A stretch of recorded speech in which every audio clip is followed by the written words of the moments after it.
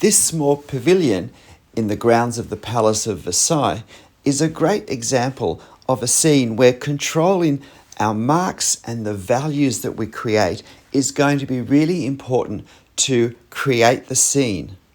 When we're drawing in pen with a black line, when we have a scene such as this, it can be hard to create the sort of distinction we need throughout the scene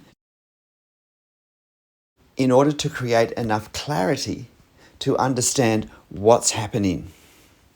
So one of the first things I do to control my marks is to control their size, their width, by considering what pens I will use, whether I'll use the one pen and what it will be, or a number of pens. I've decided with this scene, for various reasons, I'm going to use 3 pens, and I start with a 0.2mm pen for the actual pavilion itself. This pen is nearing the end of its life, so it ends up being a little bit inky, a little bit blotchy at the start of its lines. But I use a 0.3 for the tree that comes across in front. Now, the order of our marks is really important as well, because I don't know what to put these lines behind until I have the thing that they're going to go behind in front. So I often need to go back and forth with the actual subject I'm drawing to make sure that the object in front is there before I try and take the object behind. Now, the other thing I'm doing at this stage is using very different marks for the different elements in the scene. For the actual building, the pavilion, I'm using light straight lines, and I'm trying to leave a very light effect. I don't want a heavy outline, because this is a small, beautiful structure where the actual lines are much more subdued than we would normally see. It is very simple, so we want a sense of simplicity to come across, and that simplicity of structure is going to contrast beautifully with the foliage around and the marks we will have to use to create the foliage.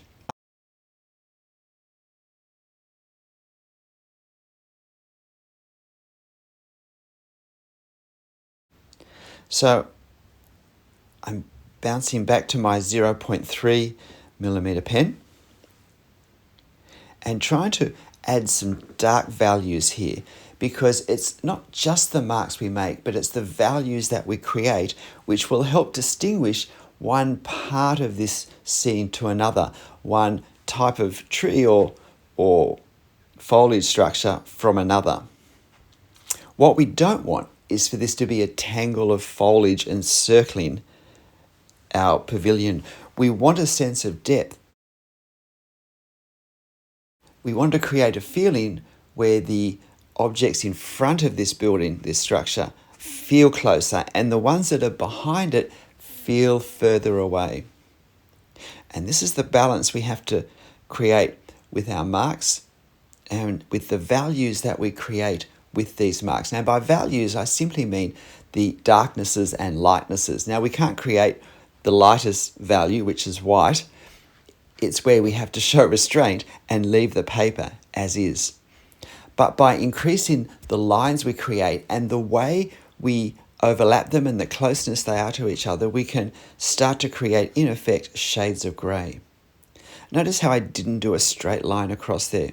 I did a fairly broken dotted line, because that's going to give me the edging to the grassy slope that I want. A hard straight line will not do that, because it's not a hard straight line. And this is why I think thinking marks, not lines, is a far more useful way to be thinking to create the effect of most of the scenes that we draw. In reality, we don't draw the photo, we create an effect of it. We already have the photo, we don't need to replicate the photo, but we want to create the effect of what's in the photo, and we can't do that just by drawing outlines of objects. We have to have a more sensitive approach to the marks that we make with our pen. Now you can see that I've used a very dark value in that corner, and that's important because that pushes this building, this white building, out. It helps to really make it clear what we're looking at. But the dark value doesn't extend very far up, both because we have various types of trees, but also because we have shade and shadow coming across. And so I want to go dark, but I want to then go into some lighter values by using different line work. And we have several different types of trees here, and therefore I want to make different marks that create different effects to represent the different trees, the different growth patterns. And this is where it comes down to looking careful observation at the effect of what we see of the particular tree, and then thinking what marks will create that. And with marks, there is obviously a trade-off with the time it would take to create those marks in the space that we need to put them. And sometimes we have to compromise the marks, the ideal marks we would like to make to create an effect, with what we have time for in our scene.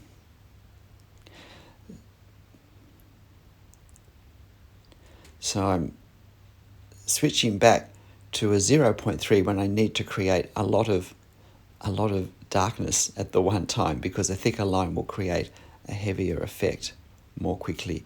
But I'm back to my 0.2 millimeter pen now for this further tree, and I want it to have quite a light touch, quite a light feel, because it needs to sit on our plane of depth behind the building, and in fact behind the trees on the right that are behind the building.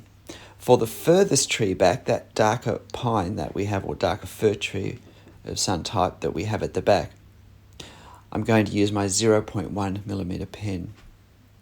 Now I'm using some very large, relatively long hatching marks on this tree because I want to reflect the local colour. I want to give a sense that it's looking, in terms of value, darker than the tree that's beneath it visually. But I don't want to make marks that will be mistaken for leaves. And so by using longer marks, I'm hoping that creates the effect that this is to represent the value that we see, the degree of light and dark that the colour creates. And while this furthest back tree has some very dark sections, I don't make them as dark as the ones that we have in the front, because darker values come forward and lighter ones tend to sit back. And now we have the foreground. And if you look at the foliage, you can see the variety of marks I've used so far, just to try and represent both the different types of trees and the different distance that we see them at, and also the actual effect of the colour of the leaves in terms of value. If you were to take this photo and to desaturate it to remove the colour and reduce it totally to grayscale, then that would show very clearly what the range of values are. It would help us see the greens of the tree as values rather than as green colours. Now you'll see with this foreground, it's quite dark, and that's important, I think, for the effect of the drawing, and also to help give us a sense of the landform and what's happening. So I'm using long lines that represent the downward slope of the foreground.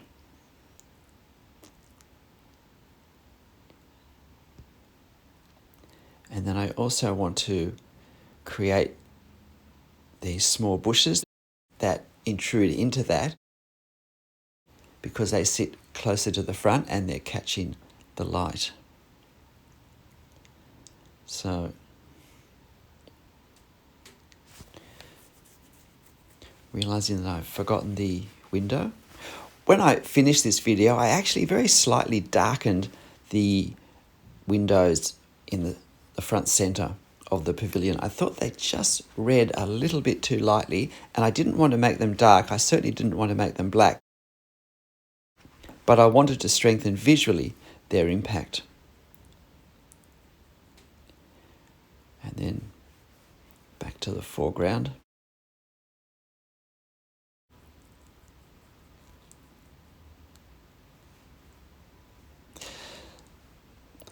I hope you're starting to see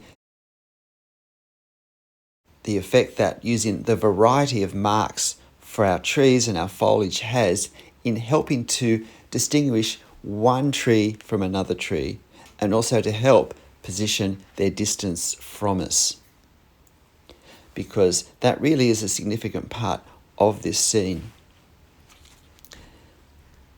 What we want to do is to not have a sense of this is how I draw a tree and this is how I draw a tree's foliage, and really just have one tool in our mind for how we do that. We don't want to be thinking, oh, this is a tree, I know how trees look. We want to look at the particular tree that we're drawing at that moment, and how can I create the visual effect of this particular tree.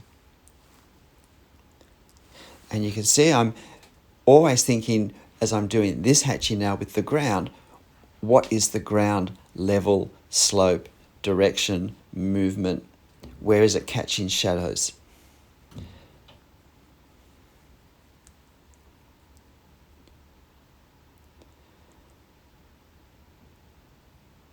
Always stopping to preserve white space that needs to be preserved.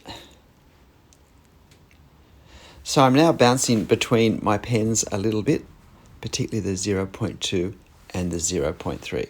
Well, this is it. What do you think? Using marks and values, controlling our use of marks and values to create scenes. G'day, I'm Stephen Travers. Look, I hope you found this interesting. This was going to be a shorter, quicker sketch than it turned out to be. It was 45 minutes, or just under 45 minutes in real time, which was more time than I thought, but then I realized it would take that time to create the drawing I wanted to create. This reference photo will be on my channel community page if you want to have a go, and I hope you do. It's a great exercise in mark making and creating values. But look, whatever you draw and however you draw it, make sure you have fun. I'll see you next time. Bye.